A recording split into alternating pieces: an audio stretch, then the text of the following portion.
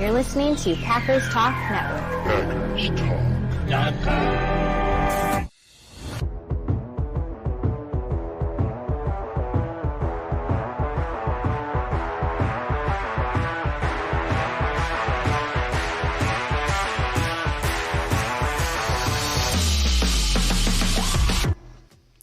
Welcome to the Packers Weekly Podcast, part of PackersTalk.com network. I'm your host, Miles Teddick, joined by your co-host, Tim Hamilton. We are diehard Packers fans that love talking about the Pack. We're not diving into all the national sports media talking points. We're sticking with real football. We're diving into the top topics around the Pack every week, breaking down games during the season and sorting through all the drama and the rumors of the offseason. If y'all want to support the podcast, please spike that like button for us. Give us a follow on all the socials and subscribe to the Packers Talk YouTube channel. All those things only take you a few seconds, help us out tremendously. We thank you very much to all of our listeners and subscribers. Tonight, jumping in, a few reactions to the 53-man roster. We were right on the edge of it there last week. A little season preview, right? We're kicking off the 2024 season. Real football is happening. Can't believe it's back, but it is back. And, of course, a preview of this Eagles matchup down in Brazil. Cannot wait. Going to be fun. But first, a few words about our sponsor, Wisconsin's own Ticket King. For over 30 years, Ticket King has been providing Packers tickets to Packers fans. You can find them on the web at theticketking.com or visit their locations in Green Bay and Milwaukee.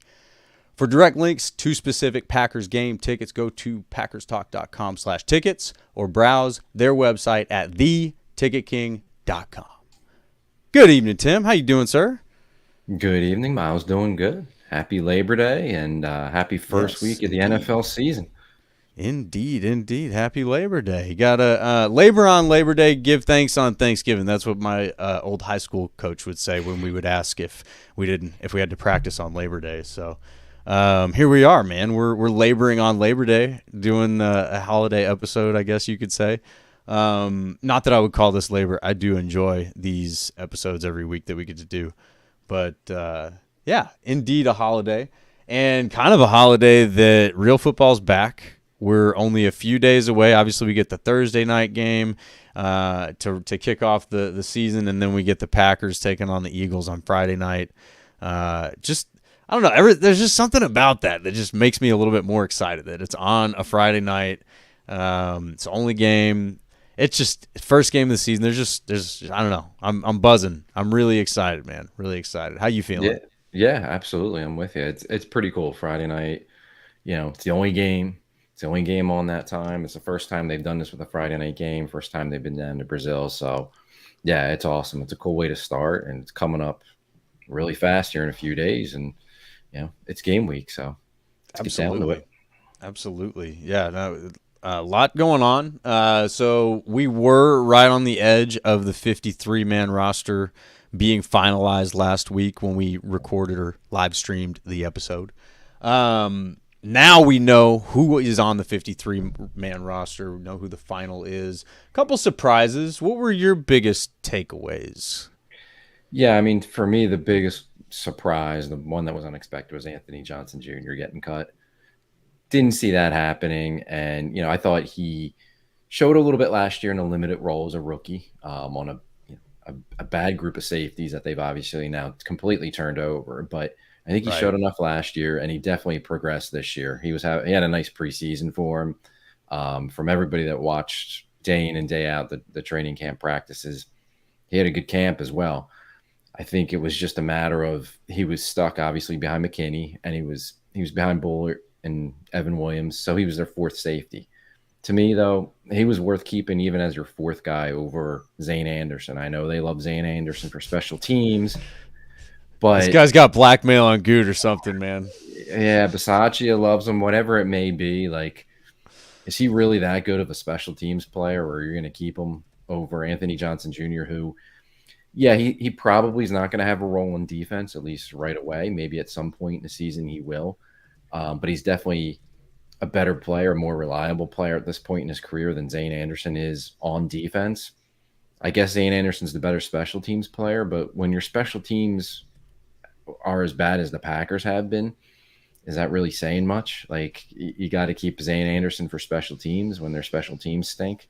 How about you develop Anthony Johnson Jr. and give him a chance on special teams? Maybe he can get better there. I mean, he was visible in the preseason. He obviously scored. We were really excited about that. And obviously you have to do more than that to make a team, very clearly. But Zane Anderson is still a ghost. Like, I've seen pictures of this guy. Where is he? Yeah. I mean, if you're going to keep a special teams player, to me, the guy would have been Christian Welch, who at least showed something playing on defense in the preseason. He's a more experienced and better special teams player throughout his career with Baltimore than last year in Green Bay. Like, that would have made more sense. And Anthony Johnson Jr. he's the better player right now. And he certainly seems like he has more of an upside. And, I'm not against keeping guys just for special teams. But when you factor in, like, you're going to keep a guy just for special teams when he's clearly not as good as the guy that you're cutting, that's where I kind of have a problem with it. Like, well, and like, what is it that Zane Anderson is doing on special teams that Anthony Johnson Jr. is just simply not capable of? I don't know. Or someone else on the roster. Like, that was the one that was surprising. Now, in the Packers' defense, I guess, and maybe what they're thinking is, we're talking about who would be the fourth safety on the depth chart. So he's probably not going to play, on defense, barring injury or poor performance or whatever. They're just – you're not going to play four safeties unless something happens. Yeah, he's not going to get on the field. So it's not ultimately, it's probably not a huge issue. I just think he's clearly the better player and had done enough performance-wise to make the roster. So to me, I mean, that was the big one, the big surprise, because I definitely thought he was on the roster. We talked about Christian Welch last week. We both thought he did enough. That was surprising too. But to me, Johnson just being, the younger player, the guy they just drafted last year, looked like he had made a jump in his second year. That was the big one that stuck out to me as far as who they didn't keep. And, that the other big takeaway for me is, we're now on another kicker. I've lost track if this is like 6 or 7 throughout the off season. Like, we talked about the backup quarterbacks last week, and I said nobody won that job between Clifford and Pratt. Well, nobody won the kicking competition, and it just felt like they wanted somebody, whether it was Carlson or Joseph or any of the other guys they ran through in the offseason. They just wanted somebody to clearly take that job and win it, and nobody did. And so they kind of threw their hands up and said, like, let's find somebody else. And no idea if the new kicker Narvison's going to be any good or not. I mean, he certainly looked good in the preseason, but it's preseason, so who the hell knows? But you're relying on a rookie now. After you relied on a rookie last year, we saw how shaky and unreliable he was. So, they botched the kicking situation over the last season, and obviously going into this season, it's been a mistake. With the Carlson pick and the missed kicks last season, sticking with them and just hoping somebody would run away with this job. Nobody ever did. And now you're kind of just, grasping for straws here with an undrafted kid who looks like he's got a lot of leg, but we'll say once it's real games and it really counts and matters if he can actually make the kicks that Carlson couldn't. Yeah, I think that's the question, right? Because Carlson had the potential, right? We saw him boot the ball, right? It wasn't like he couldn't get it there, and he even made some tough kicks, but he missed too many of the easy ones. So what's going on there? I mean, we talked about it a little bit. Is it a mental thing? Is there, like I talked about like years ago with Mason Crosby, they stuck with him. Maybe that was the vote of confidence that he needed to overcome his, whatever it was. Clearly, they deemed that was not the case with these guys, right? That right. Joseph didn't win the job. The veteran didn't win the job any more than Carlson. In my opinion, I said it last week. I was leaning on Carlson. It's like, well, at least go with the kid who can make it from 70 if he has to. You know what I mean? Like, he can get it there. but yeah, they weren't ready to do that. And then, they bring in, it's Braden Narvison. Is that what it is? Yeah. I Okay. believe, yeah, Norvison. Yeah. Yeah. So bring in rookie, undrafted. I listened to him a little bit. I think his interview, I think it was on Packers.com. And he said some inspiring things, as far as like regards to pressure and how that's a privilege to show, the culmination of your work and things like that. So I thought that was good. It sounded like the Titans really saw promise in him. They obviously have a pretty stable kicking situation, so they weren't really looking for him to come in and change anything. But they identified something that others did not, so for whatever reason. And maybe, again, getting a rookie, you get in on a guy that might be sort of like a hidden gem before anybody else does, rather than cycling through some guys that have already gone through a bunch of teams, and you've sort of seen like maybe they can do it, maybe they can't. And that was really my biggest question. It's like, all right, well, if Carlson's not the guy, like who is it? Like who's out there? What can you do? They answered the question. They think it's Narvison, and they're confident. They're marching into the season with him. I mean, they didn't even bring anybody else in. No, and that's, I mean, it didn't seem like there was much out there other than Narvison. There, weren't a whole lot of really good options when you looked at some of the other guys that got cut. And I think two things that were interesting was apparently Ngudi did an interview where he said they actually liked Narvison coming out and they tried to sign him as a free agent. But I guess because they already had 2 kickers or 3 kickers at the time, he kind of was like, well, I don't want to go there where there's already a bunch of guys and someone they drafted last year where, he could kind of be buried, so to speak, in a competition. So that's why he signed with Tennessee, I guess, originally. But the other point is, like, they had a rookie last year and they lived through the ups and downs. And now you're not going to stick with them. And who knows, maybe Carlson goes on and he bounces around and he eventually figures it out on another team. Or maybe he's not long for the NFL. He never figures it out. But now you're kind of going to go through some ups and downs again, probably with another rookie kicker. So it almost feels like maybe they're back kind of at the same place they were last season. Maybe not. Maybe he's more reliable than Carlson. And they got their guy for the next 10 years. It's kickers, so who knows? You never know what's going to happen with these guys. But it just feels like they're spinning their wheels at kicker and just grasping for straws. And here LaFleur in his press conference after they claim him kind of be like, yeah, it's going to change what we do. We might have to go for it more on 4th downs. And I don't know what he's going to do. Like, I kind of take that with a grain of salt, though, because I think, you're talking to an offensive-minded guy who he's like, give me a reason to go for it on 4th. I dare you. Like he wants to go for 2 every time. He wants to go for it on 4th every time. So I think there's some tongue-in-cheek in that. But you're right. I mean, it is. It's rolling the dice on another kicker. There's no two ways about that. But every situation's different, and a lot of people want to say, like, oh, this is proof you shouldn't draft a kicker. But just the same, and I think Goot's response to that was, Mason Crosby turned out okay, and he was a draft pick. So it's like, and I think he was like a 6th-round draft pick, so it's not, maybe he's a 5th round, something like that. But point being is it's like, you can provide an example of bad and kind of, just the same, provide one as, for good. But the real point is each individual situation is different, right? So Braden Narvison might just be the next Vinatieri, man. Like, who knows? He's a rookie. Nobody really knows. And, yeah, sure, nobody drafted him. But again, like, there's this whole idea that you shouldn't draft kickers anyway. So I don't think kickers really get a fair shake in the full evaluation from that perspective. I think obviously teams are looking at them, but I think that they really, some teams probably do have a mentality of like, don't even put a kicker on the board. Right? Like, we'll talk to them after the draft is over, and whereas the Packers clearly are willing to draft a kicker or punter. That's the one where I'm a little less forgiving. It's like, do you really need to draft a punter? No. Like that, I think the kicker, I think, is fair. And especially, I remember Mason Crosby when he was coming out of Colorado was a rather impressive kicker.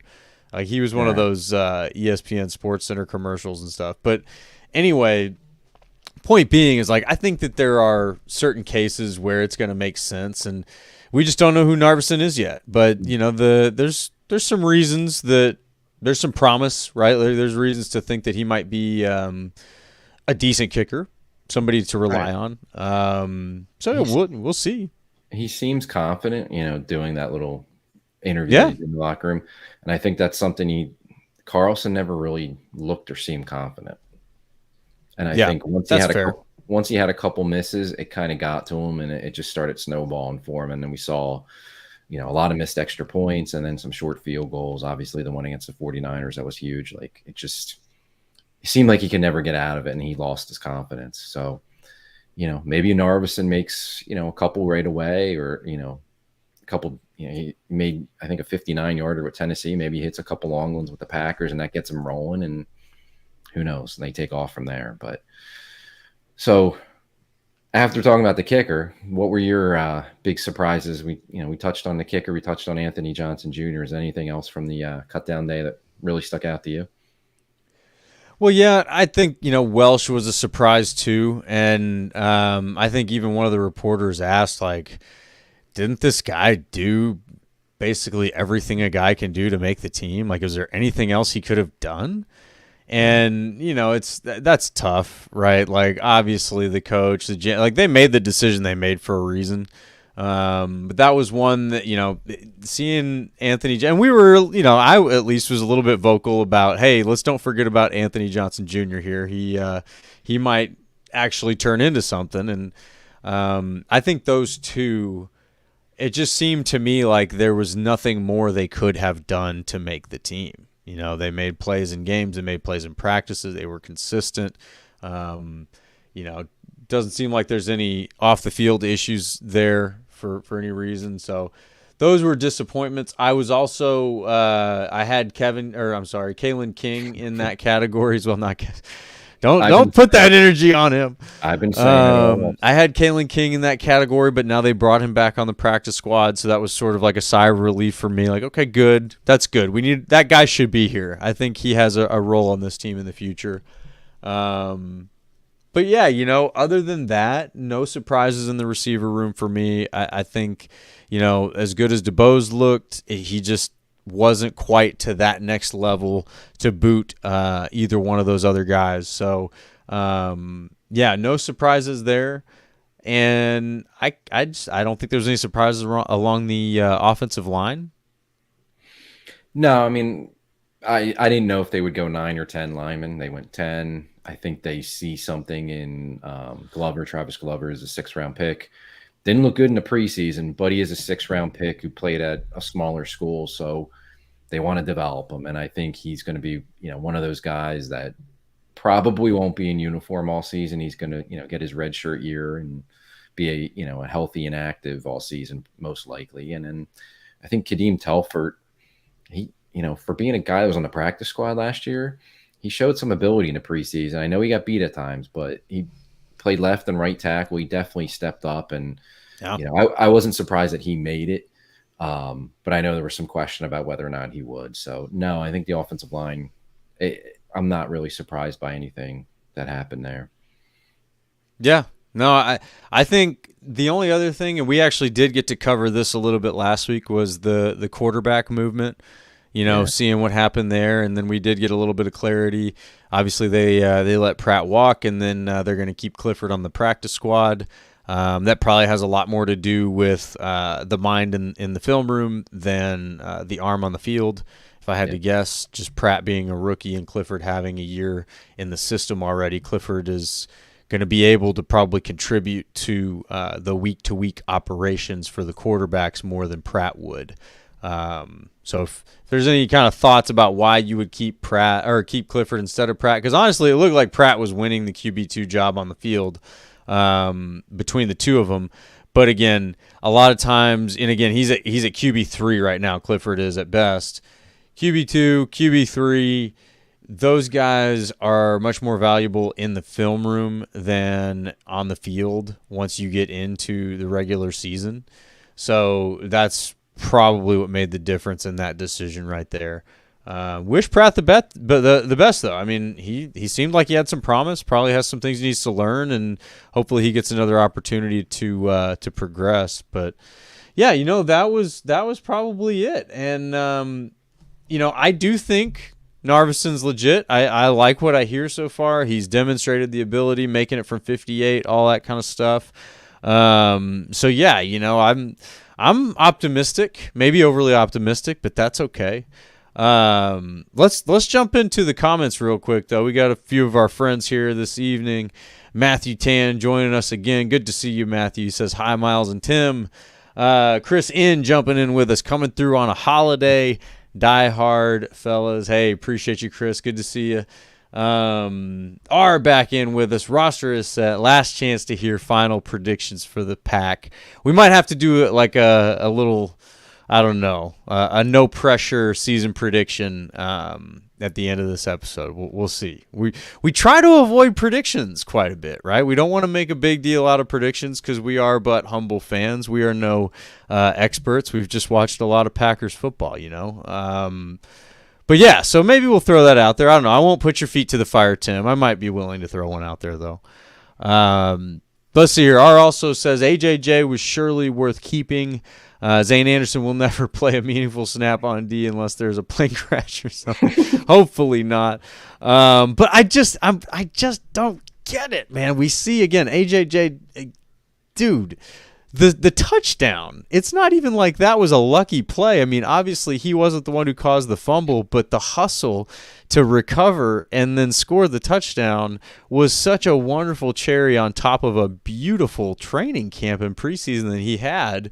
And it's just deflating to see him let go. And then, I mean, this is like Royce Newman all over again. Like, I can't remember who it was that we saw let go last year, but we kept Royce Newman, and we're just over here pulling our hair out going, what did he do? What kind of pictures does he have that these guys are keeping him on this team? And now I feel that way about Zane Anderson. So here we are, just venting some frustration. So if you guys are frustrated about that, you're not alone. And then let's see here, jumping all the way down. Matthew's got a prediction for us. We'll hold that one until a little bit when we talk about the Eagles game. And then R again with more on AJJ. Having AJJ was important. Say McKinney gets hurt mid-game. Would be nice to have a vet to keep things calm. Not a great decision.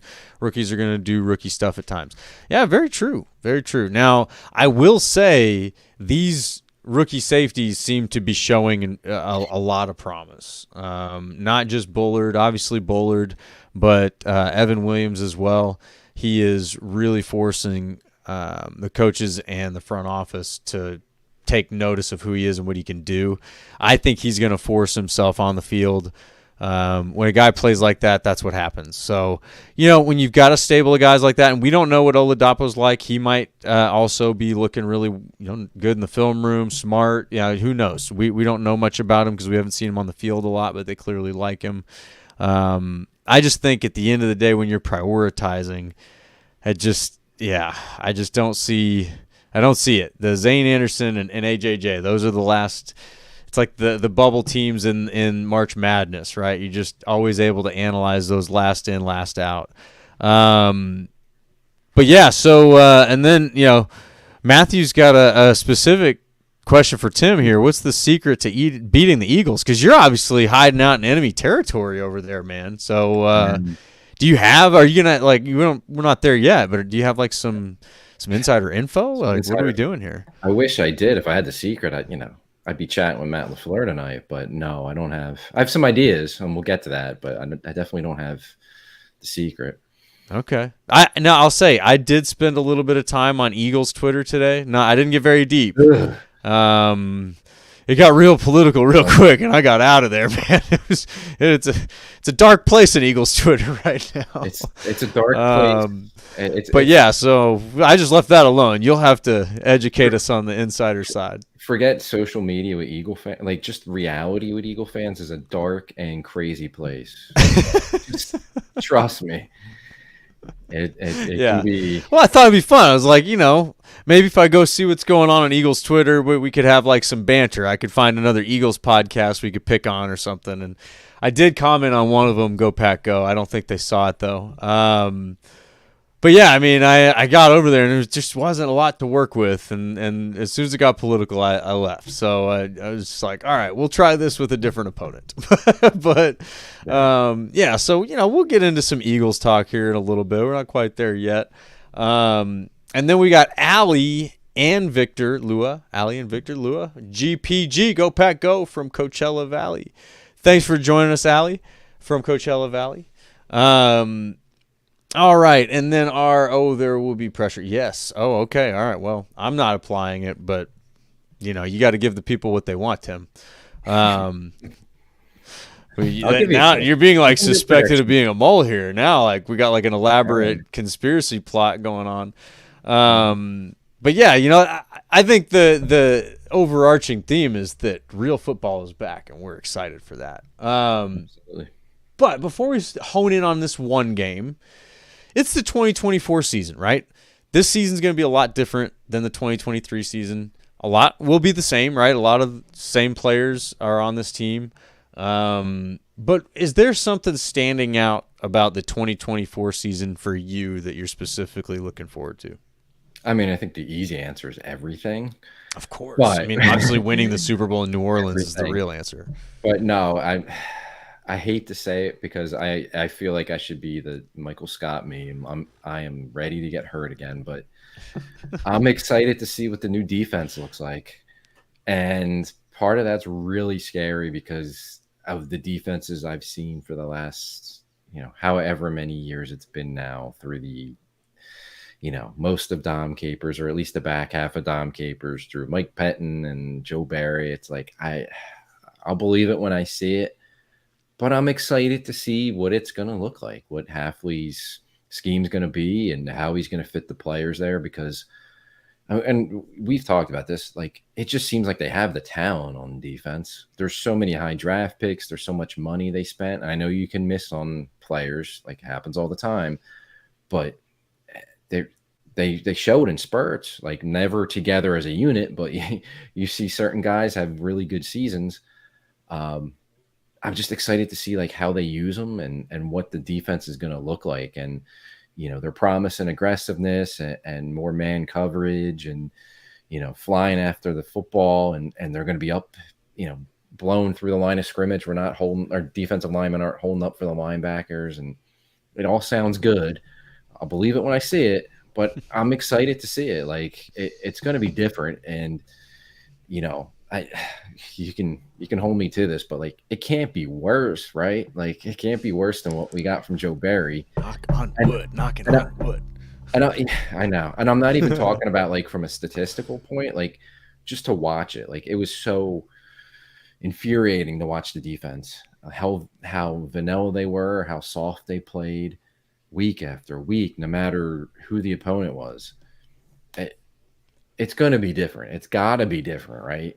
So I'm excited to see. I'm excited to see how they're going to use this personnel, how they're going to mix and match guys in the secondary, and then, how they're going to unleash the pass rushers. It's just, I don't think we saw anything in the preseason. I think they were very vanilla. And I think we're going to see, a defense that looks significantly different than what we saw under Joe Barry. I'm hoping the results are also much, much better, but I think it's at least going to look a lot different.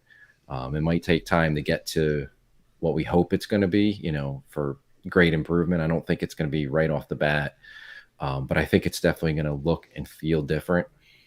And, I'm excited to see what it is, and I'm optimistic and hopeful. Also very nervous about it, but that's what I'm looking forward to. Number one is just like, can they actually have a real defense for once? It's been a long time. And they're an offensive team with an offensive head coach. And I know it leans that way, especially when you have franchise quarterbacks, but man, what a difference having a reliable defense could mean for this team.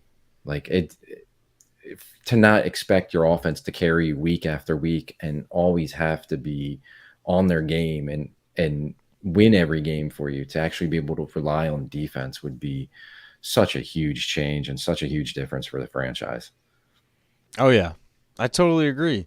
And it was a switch that was flipped that you could feel back in 2010. And I've described it before, but for me the noticeable difference was when you went from being nervous every time the defense went on the field and sort of being like, oh man, here we go again, they're going to give it up, to being excited, like, oh, Charles Woodson's on the field, Clay Matthews on the field, I can't wait to see what's about to happen next. Like, you were just pumped. Like, I just remember being excited, like, oh yeah, good, our defense is on the field now. Like, that actually might be the better part of our team. Good luck. Like, you just haven't had a lot of that as a Packer fan. You know, I swear, like, it went on and we won the Super Bowl and then it went off, right? Like, you know, and Nick Collins getting hurt was a big part of that. And then, you know, there was just little pieces that started fading away. And, you know, since then, I think we've all been chasing that high, you know, at least those who were old enough to experience that, you know, that we've all been waiting to see another defense where it's like, oh man, we want these guys on the field. Like, I'm excited about this. And even Aaron Rodgers, that one time a few years ago, was like, I think we got a defense. And of course, you know, look what happened. We didn't really, but No. you know, we've all been hungry for that. So I'm with you. Like, I hope we get that this year. But at the very least, I think you're right. I think it will be different. It should be, from what everybody's saying. If it's not, like, I don't understand at all. Yeah, I don't get it. either. It's definitely going to be different, and we hope it's much, much better. I'm really confident it's going to look and feel a lot different, but we'll see what the results end up being. Right. And like I said, I think it's going to take time. Like, they're not, like, don't expect them to come out and just, you know, completely shut down the Eagles in week 1 and just, you know, become the steel curtain right away. Like, it's going to take time. It's going to have to build up, and there's going to be, you know, like we saw last year with the team overall, but especially with the offense, there's going to be ups and downs for a while until they kind of figure out what they're trying to do and how to use the players the right way and get a feel for it and an identity on defense. But yeah, it's going to be different for sure. And hopefully much improved. So that's what I'm hoping. That's what I'm most looking forward to. I mean, there's a ton of things to look forward to, but number one for me is just the new look defense. So what about you? What stands out to you as the thing that you're most excited to see? I'm most excited to see the next evolution of this offense. You know, so kind of the defense is going through what the offense went through last year to some extent. You know, the offense wasn't totally new last year, but it was a lot of new faces. Obviously, new captain in Jordan Love. So there was a lot of newness, a lot of gelling that had to happen. And I think that that's the case for the defense this year. The offense should be they should be noticeably evolved. And what I say when I say that, obviously there's mostly the same faces there, right? There's a few new faces on the line, and obviously Josh Jacobs, and for the most part that's it.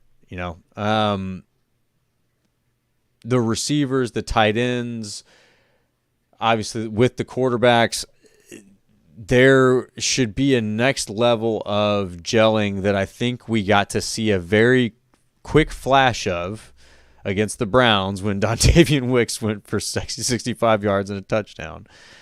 I think and I've watched that over and over and over and over again. Just as like, what is Wicks doing that this DB just can't handle?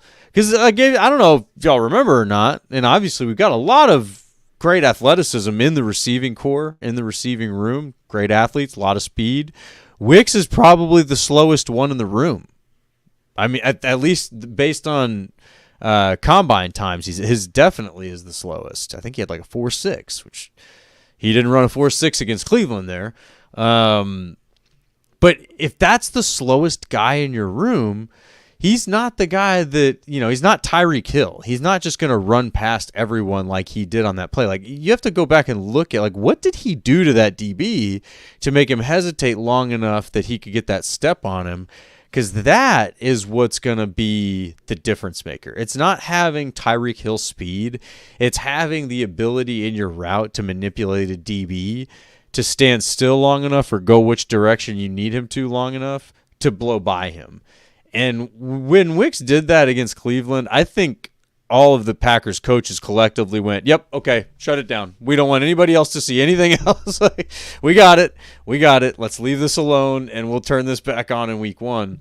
There's going to be a lot of, obviously, guys getting better at things, but there's going to be, because of that, new wrinkles. You're going to be able to move guys in ways that you probably could not have asked them to do last year because you were still expecting them to get up to speed on things. So you can expect more mentally from your players, your tight ends, especially when you need to move guys around in order to manipulate a defense. So that is what I am looking forward to the most in this season, simply because of the tools that they have, and I've talked about it a lot.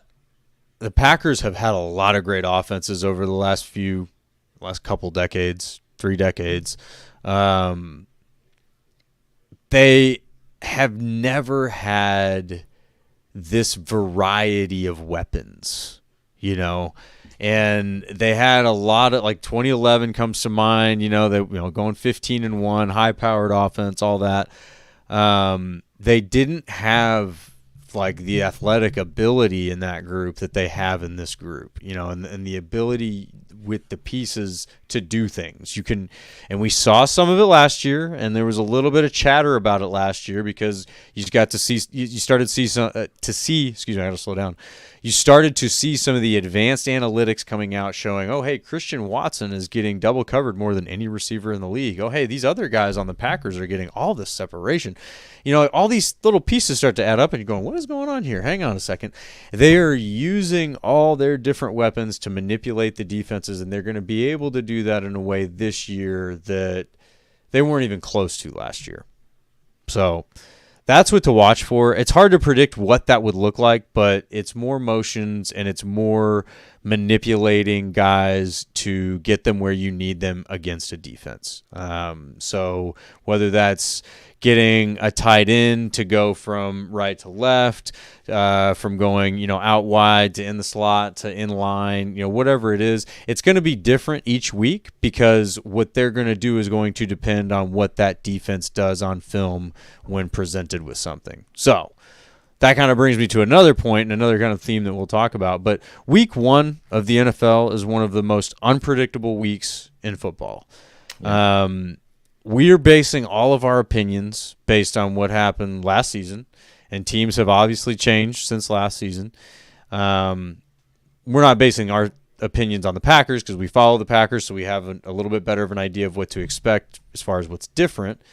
But you don't have film on the other teams, right? So I think one of the themes that was repeated about the Eagles is like, well, they've got a new defensive coordinator. So, that's important because while the players may be the same, what they're going to be asked to do, as some of the players are, some of them aren't, but what they're going to be asked to do would be different. So when they see a certain offensive look, a certain offensive formation, what this version of the Eagles defense will do is going to be different than what a previous version of an Eagles defense would have done. If that makes sense. So if you come out in 4 wide receivers, the 2023 Eagles are going to respond a certain way. 2024 Eagles are going to respond totally different. There's a lot of different ways you can do that. We're not going to get into deep football 101 right now, and we should have like a whiteboard. But point being is you can't really predict what to expect whenever you give a defense certain looks. You can look back like, okay, here, what has this defensive coordinator done in the past? Obviously, you can't do that with Halfley. You can do it a little bit, but not as much. But yeah, ultimately you want to be able to say, all right, what do we expect this defense to do here? And then as you get further in the season, what you can do is you could say, all right, well, we got 9 games of this defense on film. When they've been beaten, here's what's happened. And you can start to say, all right, well, how do we get them in that look so that we can take advantage of them the same way? Or you can say, hey, when an offense comes out in a specific look, this defense gives us an opportunity because they've got a vulnerability here. How do we get them in that look? Those are the things they're going to be looking for, and you just can't do it in week one because you just don't have that information on film. You're guessing a lot. There's going to be a lot of things that teams have schemed up specifically, didn't put it on film in the preseason or in training camp to have that element of surprise. So in a lot of ways, that makes week one of the more exciting weeks in the entire season, right? I mean, obviously, you get down in the playoffs, things are very exciting, but week one, man, totally unpredictable. Yeah, it is. I mean, teams don't even know what they have or what they are yet. They sure as hell don't know what their opponent is yet either. So, yeah, it's completely unpredictable. No one really shows much offensively or defensively in the preseason, so you're kind of going on what they did last year. And if there's a new coach or new coordinators or a ton of different turnover on one side of the ball or the other, like how much is really going to carry over into this next season? So it's very unpredictable. And that's why we see some, results that you wouldn't expect, some upsets maybe, or teams that you weren't thinking were going to have a good year, they come out and they start winning some games early, and they do start putting together, and you realize, okay, that they're better than we thought, but because we had no idea what they were at the start of the season. So yeah, week ones can be crazy. You can get some wild results at times. Yeah, we've seen that, right? The first few years of LaFleur getting popped in week one and then responding and like waking up in week two and getting moving. So yeah, I think week one is it's a total wild card. Don't have expectations of, based on who teams used to be and who they were. You really got to be more excited to find out who teams are. And I think having to go down to Brazil is definitely another wrinkle that makes it difficult to figure that out. Yeah. I will say, in some of my creeping on Eagles Twitter, apparently there's some little chatter, a little concern about Eagles players not wanting to go.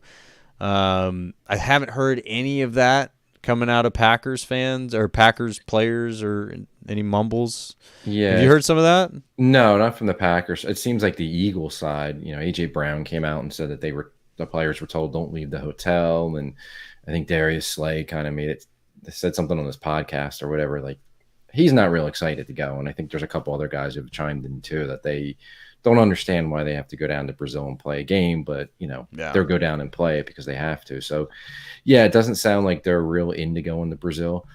It could just be a couple guys, and once the game starts, it doesn't matter, but who knows? I mean, it could be their attitude, and it could, stuff like that. You never know. It could carry over, and it could affect the game. Like, you don't want to be there. You're questioning why we're doing this, why we're flying all the way down there and staying in a hotel, and we don't want to leave, the hotel to go out on the streets. Some of that nonsense that's been out there, like, who knows? Mentally, it could affect those guys. We'll see. But yeah, some of that's come out of Philadelphia, and I really haven't heard any kind of like pushback from the Packers. I know they've tried to ask LaFleur in the press conference about, certain logistics about it, like when you fly in, what have you told your team? And he said, the only thing I'm telling them is worry about the Eagles and focus on beating the Eagles, and all that other stuff. Don't listen, don't worry about it. So, hopefully they're in a better mindset now than the Eagles are. And, they learned from the mistakes that they made when they went over and played in London a couple of years ago. Yeah. And this is just a thought.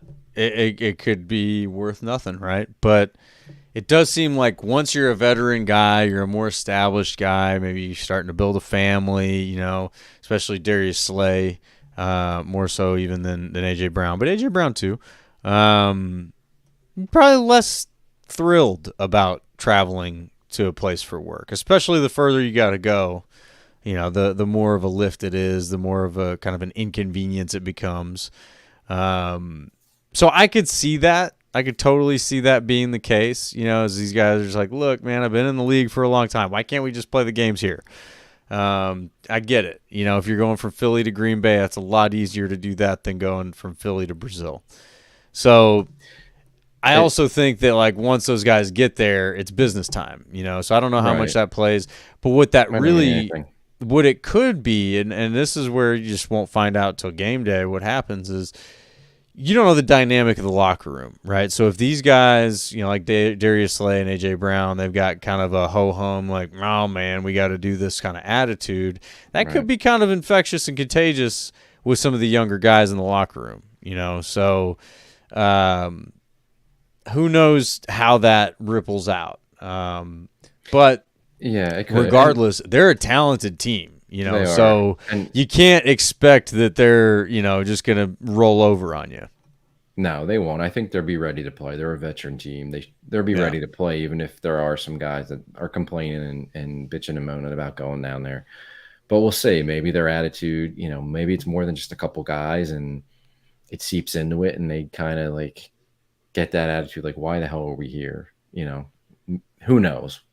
Might not mean anything, but it could. And I think from the Packers' perspective too, like, I know the travel's far and, it's tough maybe having to stay in your hotel and not getting out to see much of Brazil. But to play a neutral site game where there's apparently going to be a lot of Packer fans is better than going to Philly and having to play where, there ain't going to be a lot of Packer fans and it's going to be a pretty hostile environment. So, I think from that perspective, you're losing a road game and getting a neutral site game. So that helps. Yeah, no, I think that's a great point to make. I mean, kind of on the other side of that, especially with the Packers, a bunch of young dudes that are just now getting engaged. Most of them probably don't have kids. Right. Yeah, they're probably pumped. Have never been to Brazil before. Most of them. Yeah, they're probably excited about it. Like, cool trip. Don't even at that point when you're around your buddies, you don't even need to go anywhere outside the hotel to have a good time, right? These guys all play video games. They're gonna be gaming in the hotel. They'll be, they'll have plenty of fun.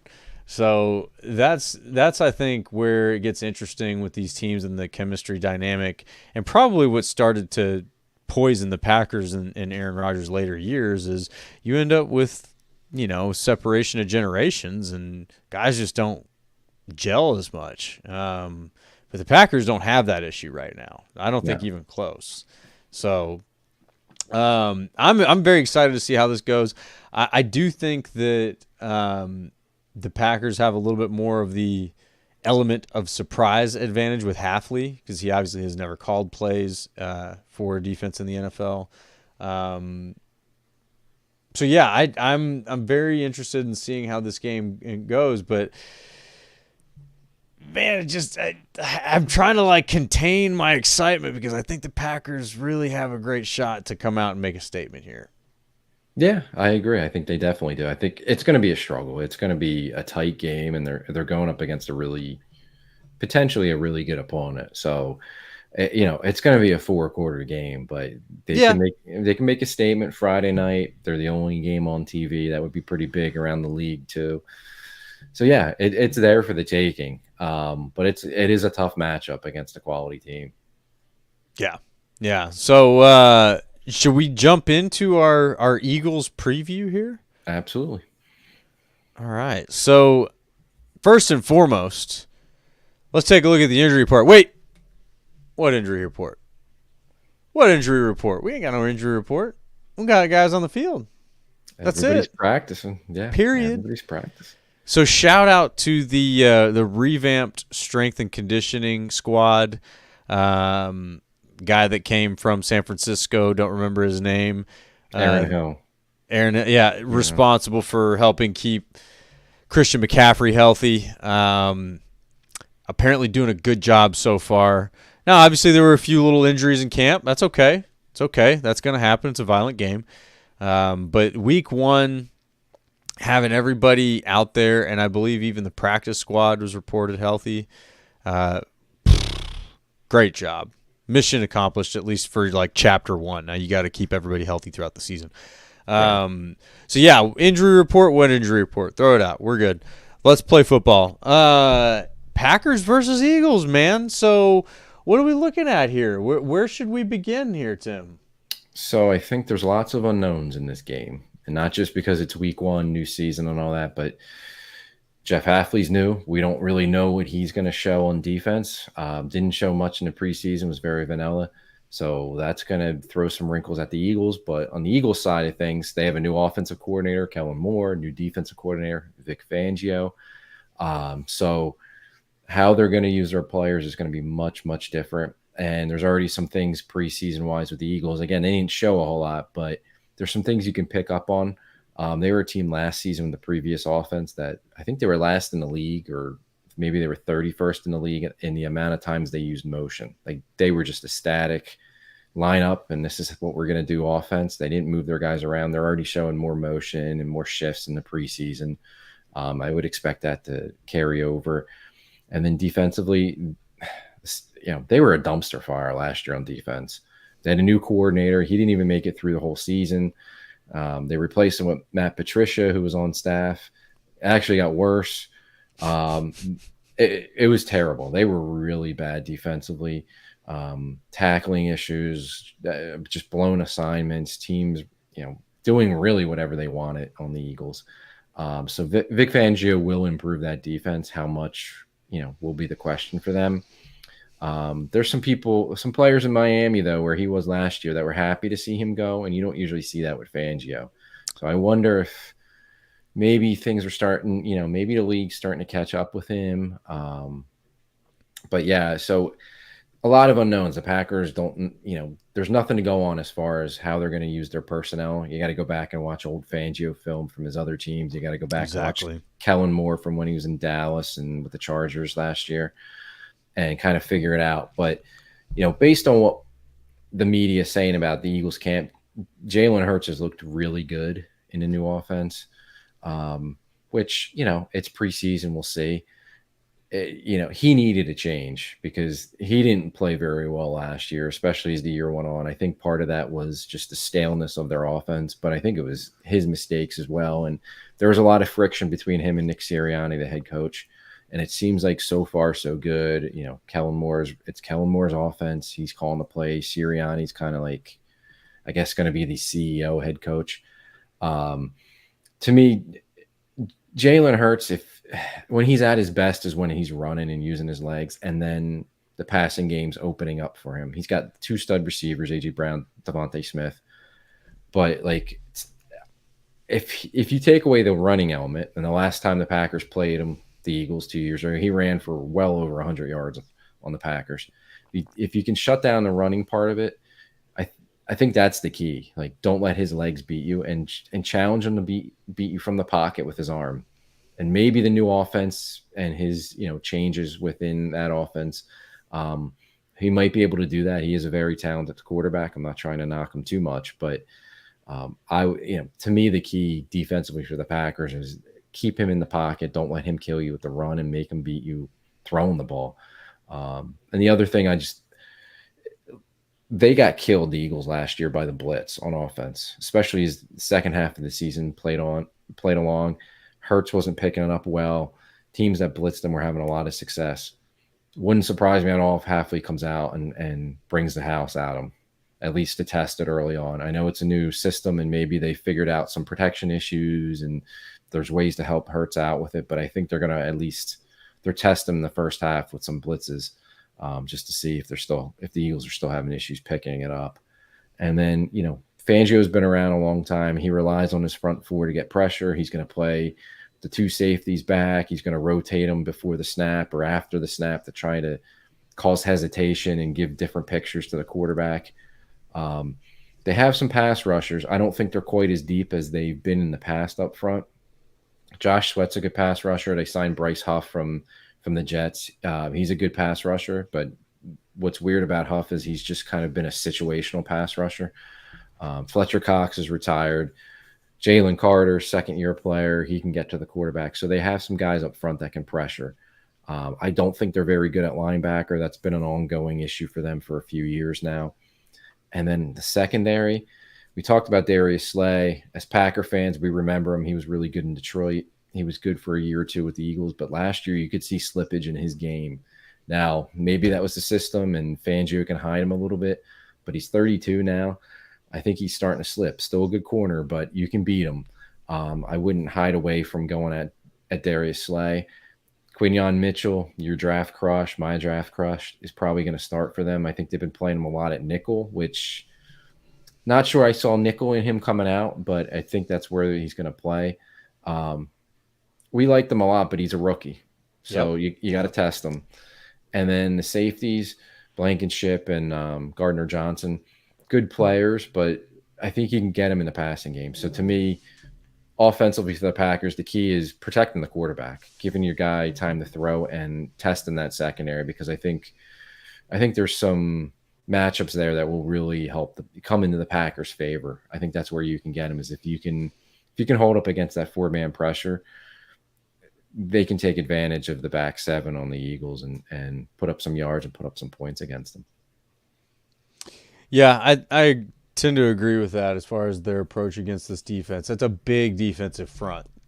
And Jordan Davis and Jalen Carter, they're some big boys. Yeah. Hopefully the Packers are confident in who they're starting at right guard. Definitely more comfortable with where Sean Ryan is now than where he was before. Absolutely. I would probably guess he would get the nod to start, just giving Morgan more time to recover from his injury. You know, it doesn't seem like they're in a huge hurry to get him back, but that's going to be, especially against those monsters in the middle there, that's going to be an interesting situation, you know, because if they're able to get penetration up the middle, it's going to be really tough for the Packers offense to do anything that they want to do. You know, getting that penetration up the middle, and that's probably your weakest point on your offensive line right now, depending on how Josh Myers does.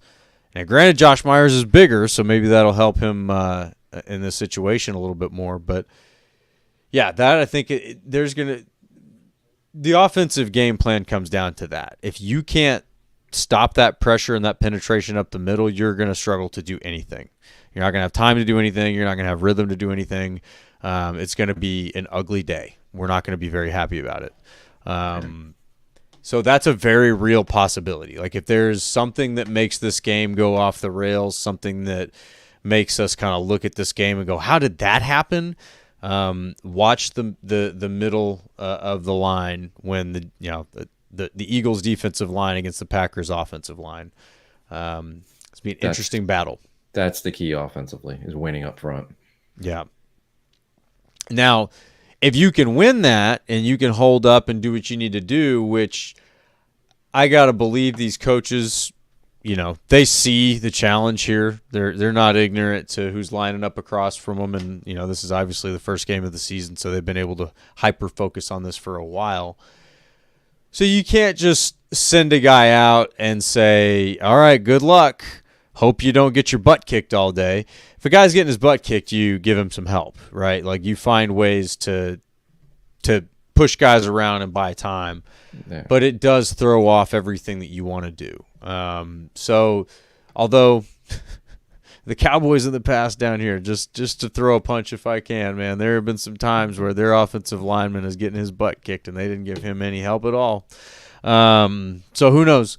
But I do believe that LaFleur and crew are on top of it. So I think they understand the challenge in front of them. And outside of your right guard and center potential vulnerabilities, you've got some really, really strong offensive line play that you've had. And, you know, again, your center and right guard may come through. They may play and hold their own. It's not outside the realm of possibilities. But a lot of what happens is going to hinge on that. So we shall see. But if that holds up, I really do like the Packers' ability. Now, there's plenty of talent in the back end of the Philly defense, like we've talked about and you just went over.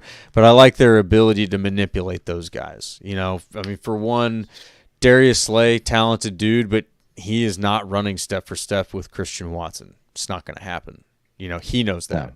You know, and they've got some guys that might keep up with him, but then you've got, again, a whole other range of guys to work with, right? You can manipulate really well with Musgrave. You know, do you have a safety who's ready to run with a 6'6", you know, potential 4'3" guy?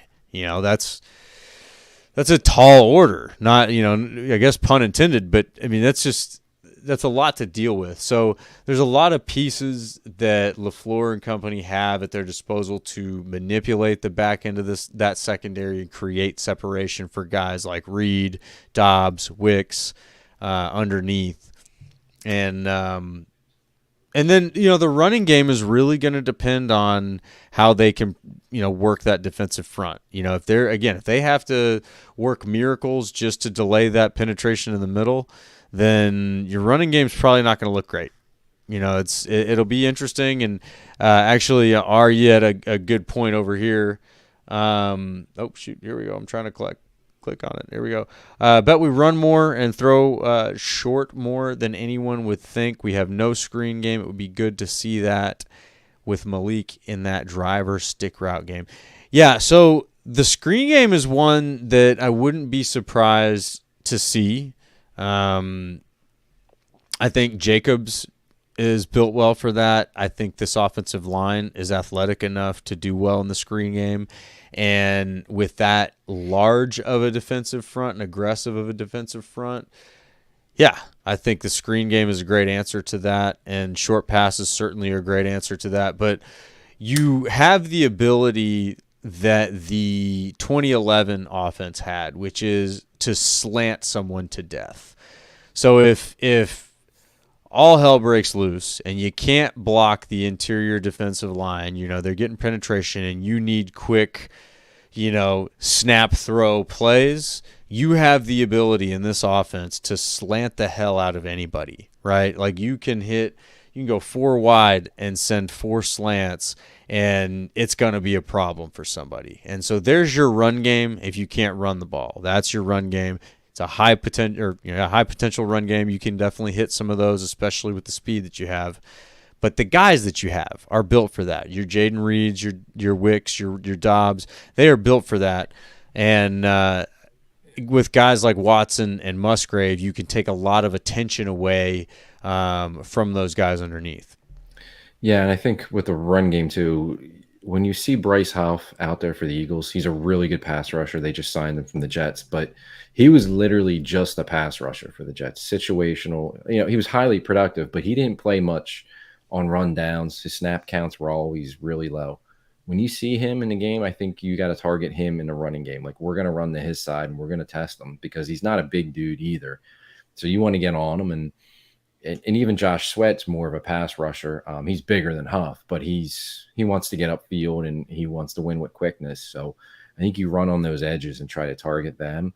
And I think back to R's point, throwing short, I think this game might be one of those games where Watson, his impact might be much more as a decoy, like running him deep. And all right, Fangio likes to play too high, so take a safety and take a corner with Watson deep, and we're going to throw underneath and target those linebackers and target your other corners who are inexperienced.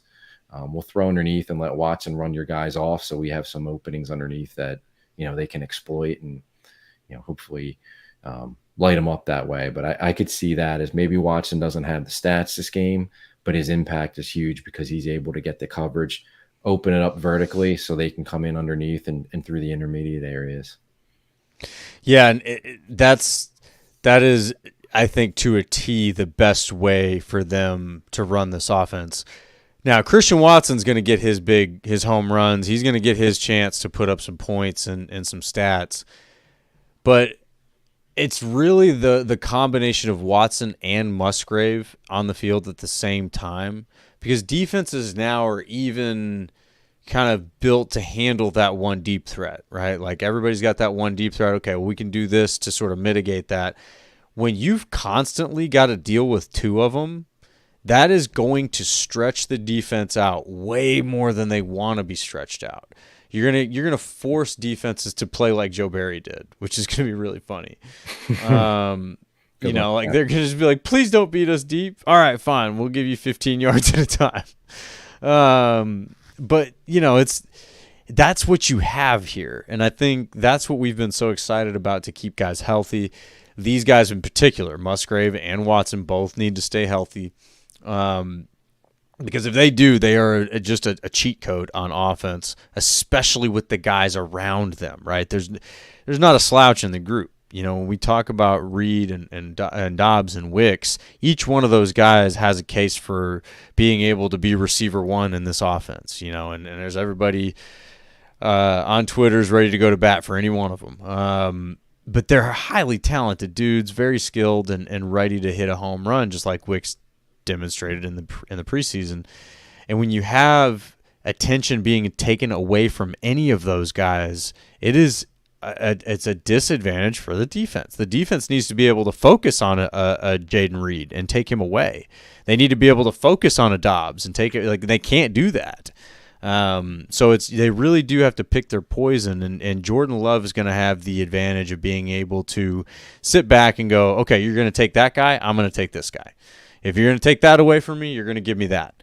And dude, that is the sweet spot of offense if you can do it. It's not an easy thing to do, and they're kind of catching lightning in the bottle with the way they've built this team.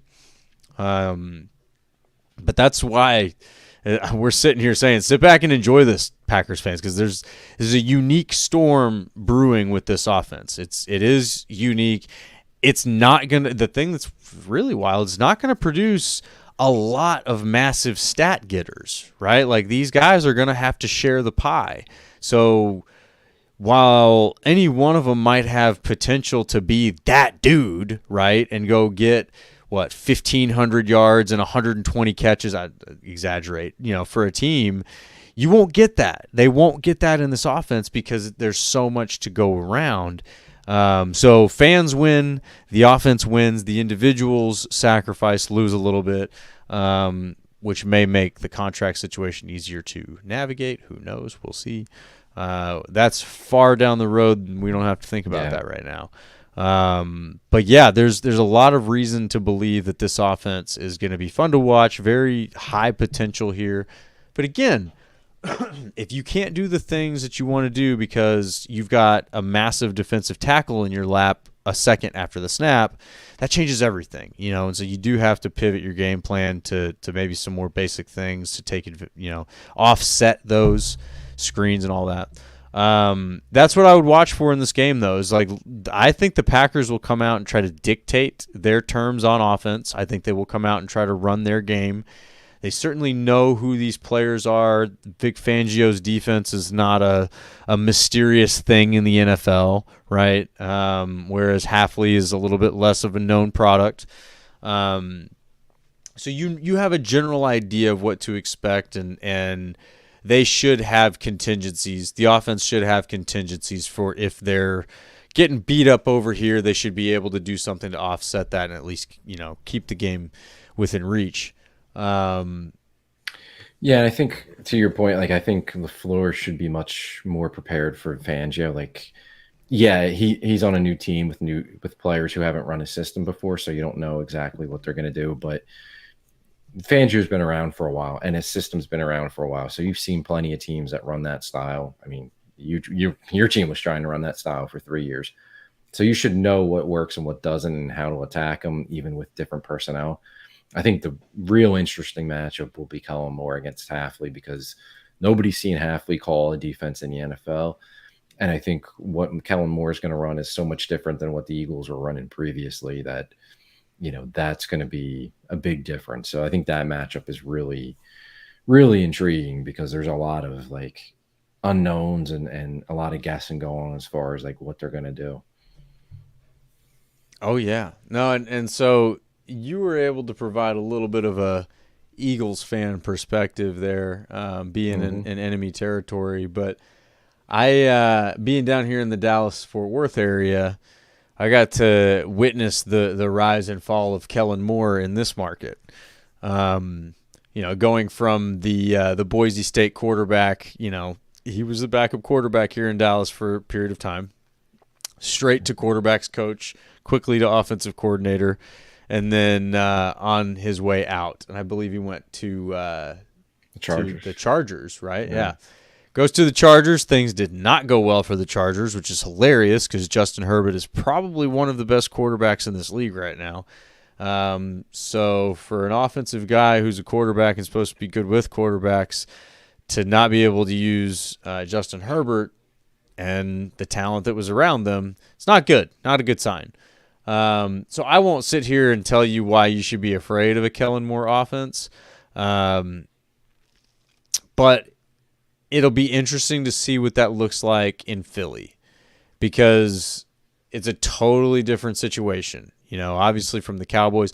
I think the situation with him and the Cowboys, like, it's just weird for him to be Dak Prescott's coach. Like, when your peers and, you know, Dak Prescott beats the guy out for the job, you know, and then the guy becomes his coach. It's like, wait, I beat you for the job, and then you're going to tell me how to do the job bet? I don't understand that. So that was always, I think, kind of a dynamic doomed to fail in Dallas. But yeah, the fact that he wasn't able to succeed with the Chargers is a real red flag. So I don't know. We'll see what he can do with this. He's got a lot of talented pieces there in Philly. But these are not unknown commodities in the NFL. These guys, they have tape on them. They have information on them. You know, it's not with this team, so this version of them will be different in some way. But that's an advantage for the Packers. You've got an advantage knowing who these guys are that are running both sides of the ball for the Eagles, you know, and that helps them prepare a little bit better and understand what to expect. And that's why I would expect the Packers, you know, regardless of what happens, you know, players will get outplayed in certain situations. I expect them to be able to respond and adapt and you know, be competitive in this game no matter what. Yeah, oh, absolutely. I agree too. I think it's going to be a 4-quarter game. It's going to come down to the end and come down to the wire, because I think it's I think both teams it's a close matchup. It's early in the first game of the season, and yeah, until they figure each other out, we don't really know what they are yet. I definitely expect it to be a close game, and you know, I'm confident with the Packers. I feel good about it. But I could also see it going the Eagles' way, unfortunately, too. I think it's two teams that, at least on paper, look pretty even to me as far as the matchup goes. Yeah, there is a lot of balance in these teams. All right, so it's prediction time. We're coming down towards the end of the episode. I'll let our buddy Matthew Tan kick us off. He's got 27-20 Pack, I hope. So appreciate you, Matt. And then anybody else have some predictions for us in the comments? Now is the time. R, I bet you got something. R says, do you guys think we could do a lot more no huddle now that Love has mastery of the offense? I do. And I think that's what, you know, like my comment earlier is there's going to be a new evolution of this offense. And this offense has been here for a while, right? Like this last year wasn't the first year of it. You know, it was the first year of that version of it with a lot of new faces, but this offense has been in place for a while now. Jordan Love has been here with it for a while now. So I think that there is a lot of ability for them to do things this year that you could not have asked those guys to do last year. And I think a lot of the struggles we saw from those guys last year, early in the season specifically, there was a lot of mental mistakes. We talked about it a little bit on this podcast, how if a guy's got a lot to think about before a play, it's easy to screw it up. You know, it's easy to question things. It's easy to go slower than you should, or whatever the case may be. So you want to try to ask them to do less, think less, you know, give them simpler commands, simpler things to go off of so that they can just get out there and play to the best of their abilities. This year, you give them, you know, more of the advanced course, right? So now you're graduating out of the elementary phase. Like we're getting into some more advanced courses here, and you do need to be able to do calculus now instead of just algebra. So that's yes to your question. I would expect that, whether it looks like no huddle or not. I think no huddle is something that'll be just kind of something they have at their disposal if they need it, but not necessarily something they use frequently. But I also don't think they'll use it exclusively in like a 2-minute situation. I think you will see the no huddle in situations where you need to kind of break it up, right? You need to reset the tone. You need to, you know, bring up the tempo, whatever the case may be. So, Tim, thoughts? No, I agree with what you're saying. I just think their experience now in year two with this group allows them to do more stuff. And I think maybe it won't necessarily be no huddle, or maybe it'll be, like you said, like when they need to kind of, wake the team up, or they need some kind of change or something, or they want to throw a curveball at a team. Maybe we'll see it then. But I think the full playbook is open to them. And that was one of the big changes. I think that changed their season last year was they finally said, you know what, we got to take the gloves off these kids. Like, we got to let them just go out there and play and no longer have the excuse that we're a young team. Like, the excuses are done. Just go play, and you got to run the stuff that we have and, get it done. So yeah, I think they're able to do whatever they want to do now on offense because they have a year together of experience. Yeah, I think one situation to watch for if you see them going no huddle is they've got the defense on the field that they want to take advantage of. So if, for example, you come out of the half, you say, look, we want to get them in this package, in this defensive formation, whatever it is. We want to get this personnel package on the defense on the field, and we want to keep them there. To take advantage of something, and you may be able to hit that in a play. You may have to set that up.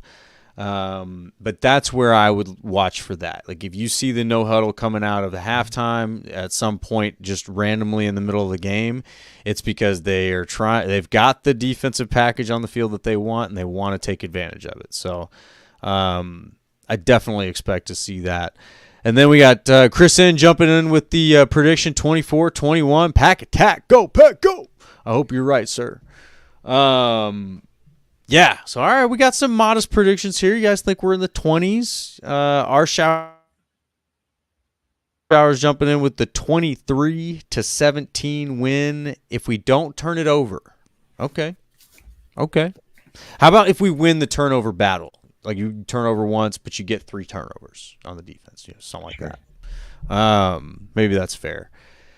I don't know. So I think I'll jump in there next with my prediction. I'm going to go a little bit higher than this. I'm going to say 33-30. The Packers are able to pull this out.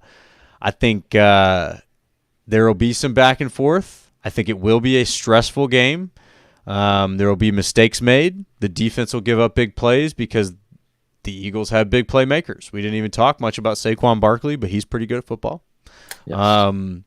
So, yeah, I think that there will be some plays given up. But, man, how about this?